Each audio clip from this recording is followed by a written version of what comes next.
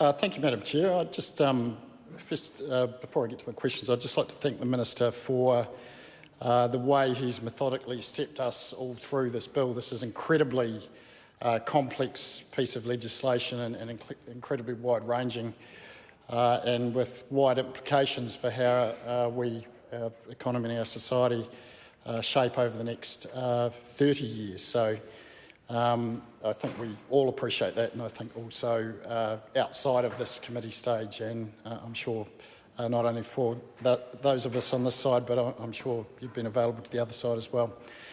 A comment for a start around the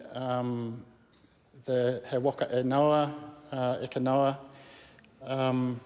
initiative. I think it is a brilliant initiative. It does give farmers a chance to design a scheme that is suitable, because it is a different, we're talking about a flow gas and also, of course, something that's the pastoral sector that's incredibly, and horticultural sector that's incredibly important to our economy. So that we have got a bit of time to design a system that's fit for purpose, I think, is appreciated by the industry.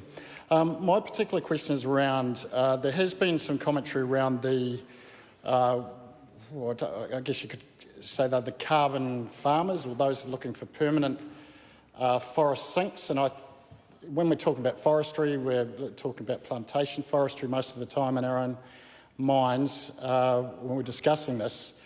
But there is also a place for permanent carbon sinks, and particularly in the more erosion-prone land. And I think we've seen, so there's a good example up the Gisborne Way on the east coast 2 or 3 years ago, where we had a significant environmental impact from perhaps forestry in areas that may not have been suited to it. And so I think part of the mix will be in some areas, some permanent forest sinks, and it may open us up to some diversification of income around, say, manuka, honey and the like. So it's a different way to skin the cat, I guess. But those farmers or those investors that are looking to get into that space have expressed some concern that there's a wee bit of lack of flexibility where they've maybe taken out existing plantation forestry, that they're looking to maybe not incur the liability there if they can plant somewhere else. And I'd be just interested in the Minister's thinking